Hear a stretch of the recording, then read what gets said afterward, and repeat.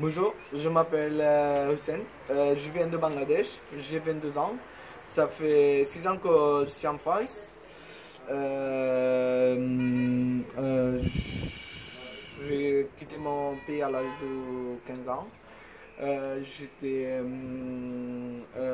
dans une école privée quand j'étais chez moi.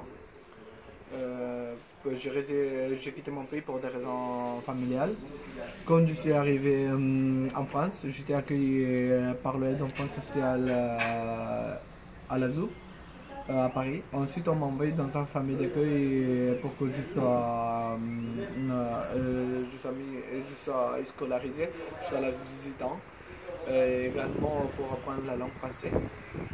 On m'a envoyé, dès que je suis arrivé, au bout d'un mois, en cours de flou.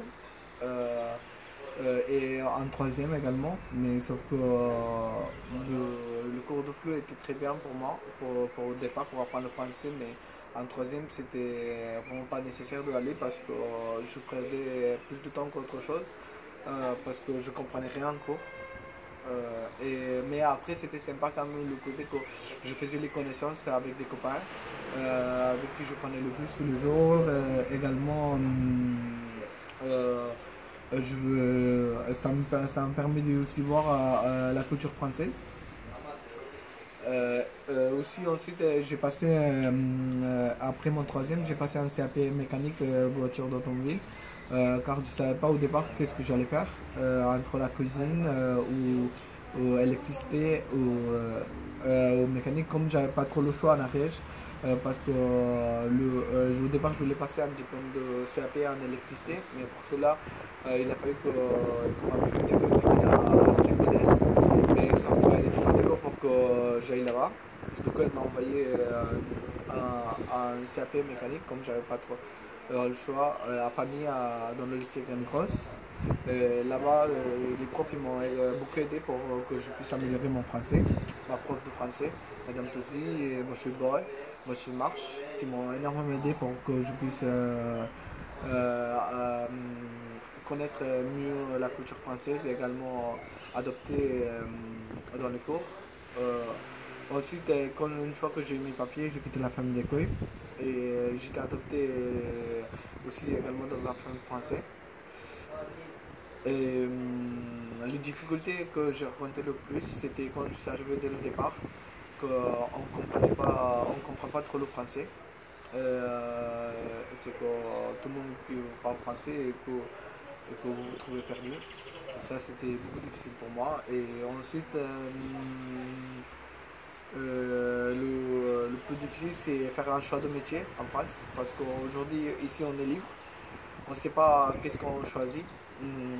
Franchement, quand on arrive de chez moi, moi quand je suis arrivé à l'âge de 15 ans, on m'a demandé qu'est-ce que je vais faire, cuisine, ça. Du coup, je ne savais pas qu'est-ce que j'allais faire. Parce que chez moi, si vous voulez continuer, c'est tes parents qui choisissent pour toi. On te dit, mon fils, il va devenir médecin. Du coup, à un certain âge, on t'envoie dans une école de docteur.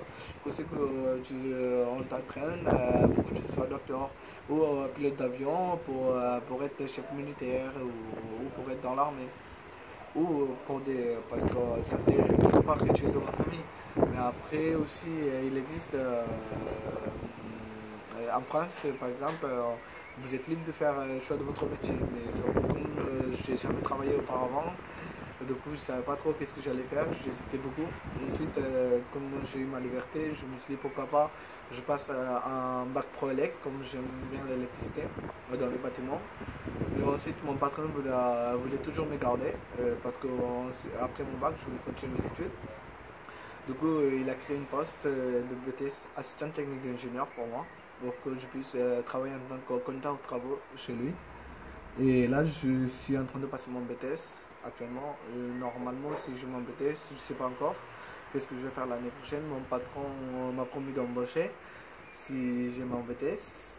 Sinon, s'il ne m'embauche pas, sans doute peut-être je passerai un diplôme de junior. Sinon, je vais travailler un peu à côté. Encore, je ne sais pas trop qu'est-ce que je vais faire dans l'avenir. Voilà. Vous avez des questions? D'autres projets? D'autres projets, oui, bien sûr. Si je vois que tout ne marche pas, peut-être que je vais créer website marketing. C'est un truc de vente des visuels indiens. en France, exporter de l'Inde et vendre ici, voilà, créé par des artisans et aller vraiment amener vraiment des produits locaux de l'Inde et de le vendre ici. Voilà, pour le yoga, pour la danse indienne, aussi des sculptures indiennes, amener ici et le vendre. D'accord. Voilà, autre chose? Non, c'est bon. Merci bien. Avec plaisir.